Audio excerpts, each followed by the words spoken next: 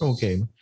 Speaking of the economy, because that was one of the biggest factors that you considered. Again, didn't you think that a Bongbong Marcos presidency would also be good for the Philippine economy during this post-pandemic period? We will go through a big adjustment period. I Why? think there is really some, um, I would call a black hole in most of the foreign fund managers. As I've said, we need a lot of foreign direct investments and portfolio investments. Why is that? Why would there be a black hole?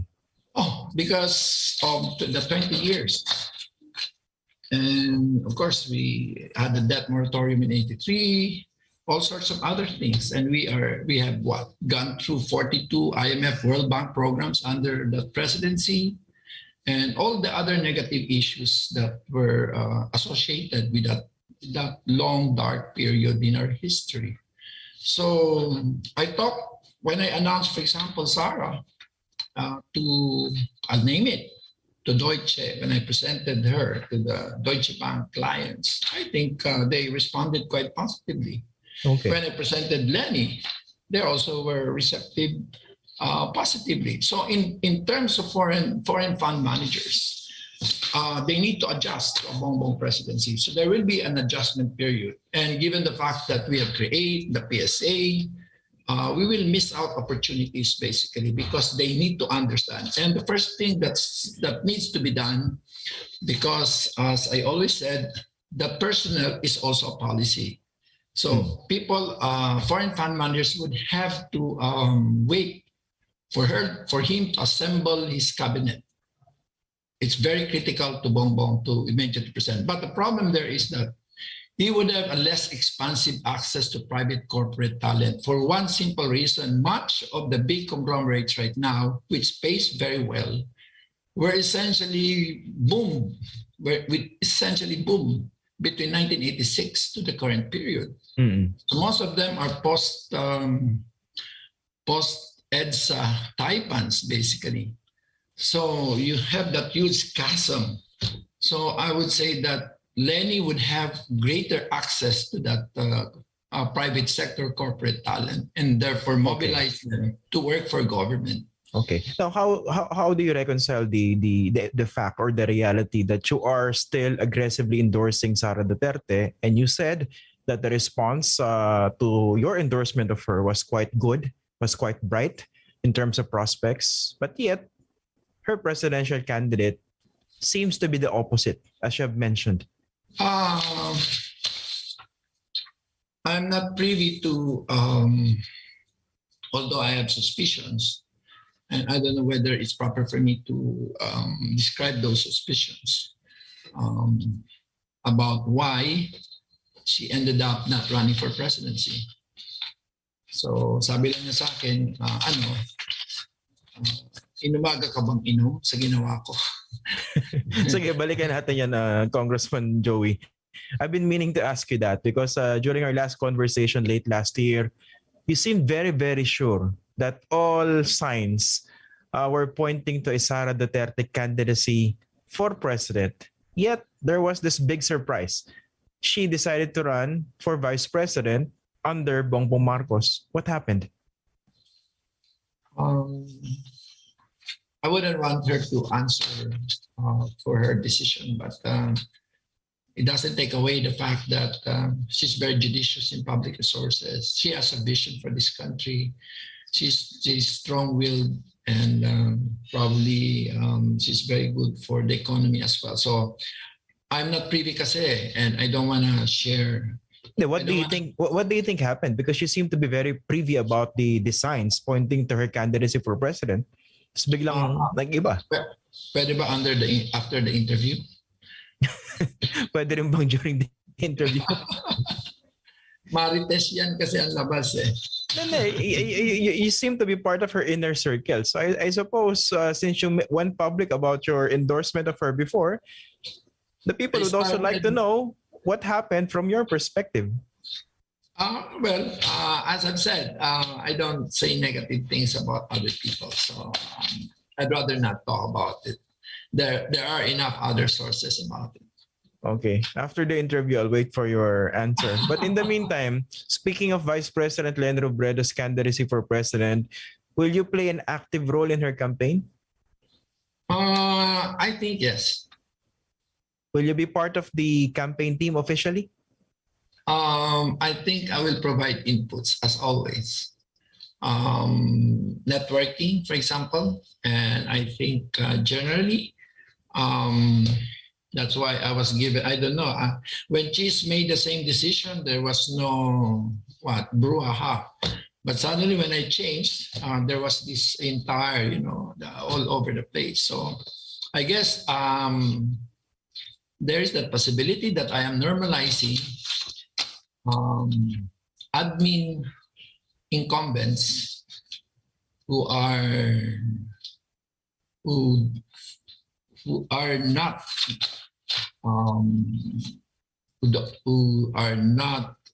hindi po sila who would like an alternative to BBM. Did I hear it right? Normalizing? Was that the term Yes. that you used? I use that. That's Okay. how I describe it. In other words, I was probably the one who has handled much of the economic reform, the fiscal reforms, and therefore, of course, much of the taxation. So in short, I played a very significant role in the policy making of this administration. Do you see more administration officials somehow following suit Yes. and also endorsing Vice President Leni Robredo? 15 have already asked me if it's true. Come again? 15 have already chatted me whether it's true. That you were endorsing Robredo. Yes. And of course, it's true because it's now out in the open. So 15 In other officials, are these, how high are their positions in the government now? They're mostly congressmen. Okay. They're From my where? friends. They're my friends. Calabarzon. Okay. The most vote-rich region in the Philippines. Yes. But are they bothered by the chances of Vice President Leni Robredo compared to Bongbong Marcos? I would have made that decision, di ba?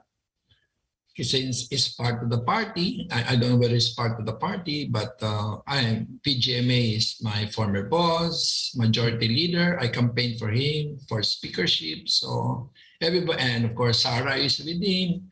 So it would be a natural, not a leap of faith, but rather a natural jump for me. But I still chose where at least masaya ako, ginawa ko yung gusto ko talaga eh. Why? What made you happy with this decision? Kasi yung malinis ang pinili ko. Yung walang bahid. Bakit madumi ba yung kabila? Intriga na yan ha. Hindi. Pero That's simple logic. Between the two of us, wala ka naman masasabi tungkol kay Robredo, di ba? Sa corruption, sa paggamit ng pera. In fact, she has been very innovative. She has ISO. He has the highest ranking in COA. So wala siyang vested interest. I don't know of any big sector that essentially seeks her protection. So in short, I think there will be less rent seeking in policy making during our presidency. And that is very important. That is very important to me. So wala akong makita na isang malaking negosyante na talagang na probably would seek,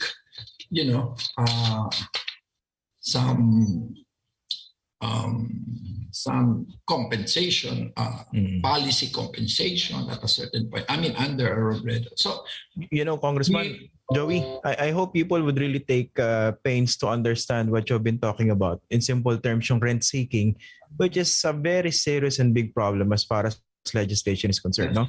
Yung hawak ng ilang mga kongresista ng mga malalaking negosyo at yun ang nakakaapekto doon sa pulisiya na ginagawa sa Kongreso. So you're saying na hindi yun magiging issue sa tingin nyo under the Robredo presidency?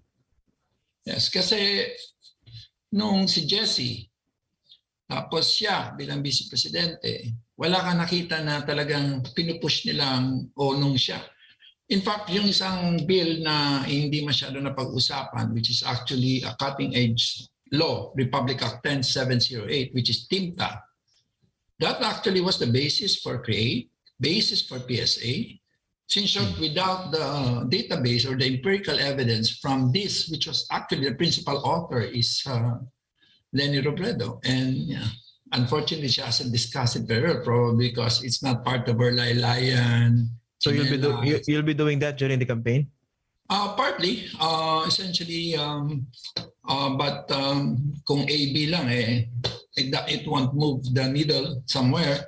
So I'd probably have to do more in terms of at least, intermediated power networks. So basically my fellow congressmen, my fellow politicians. So yun ang mas kailangan. Yun ang mas kailangan talaga ni Leni. And of course, in terms of her message, especially providing inputs to hitting where it hurts most, basically. Dito, the grounds or the reasons that you are talking about now for supporting Leni Robredo, did you also articulate this in your conversations, let's say, with Majority Leader Romualdez, with former President Gloria Macapagal-Arroyo, basically your friends who actually are now part of the unit team of Bongbong Marcos and Sara Duterte? Hindi masyado. Hindi masyado. Kasi I made my own decision. Although I in a way warned in a 2-hour conversation with House Majority Leader. Kasi in a way, kasi gusto ko magpaalam para naman di sila para aware naman sila. So that gives them the option of what to do in case of, of their strategy in Albay. So out of courtesy, and I can, at any point in time, I still have access to former President PGMA. She still has my highest respect. And, having been close to her for 9 years as President Chief of Staff, Presidential Economic Advisor. But shifting to Robredo, I think, or going for Robredo, to me was a natural. I was looking for, meron lang talaga kung compare mo yung dalawa, mas dynamic si Sara Kasi 44 years old, si Robredo 57 Okay. Yung did you also consider BBM since your colleagues or friends are with him now? No. Yes. No and yes. No, because when I did my parameters in terms of point system for length of service, in terms of outcomes in the service, in terms of, let's say, I said vested interest, in terms of, of course, ang lumalabas, number 1 si Leni. Sino number 2 sa listahan nyo? Pacman. And then number 3? Wag na. Para naman you putting on the spot Okay. But you're having this interview, so you're on the spot. Okay. So being on the spot, I would say Lacson. Okay. Eto naman, you're endorsing and then Isko. Isko is number 4. And who's the 5th? Number 5. Sino? Number 5? BBM. BBM. Okay. So, kulelat siya dun sa 5. Sa vested interest, length of service, performance in those service. Okay.